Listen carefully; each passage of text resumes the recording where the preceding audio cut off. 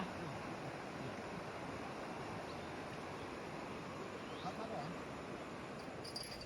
Để không dính chưa? Đâu dính đâu quay cái chốt cái ngựa ngon quay đi đục bỏ lưới rộng này à.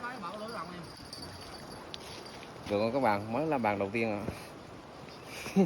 Bây giờ anh nói với anh này mà thống nhất với tao Tiến.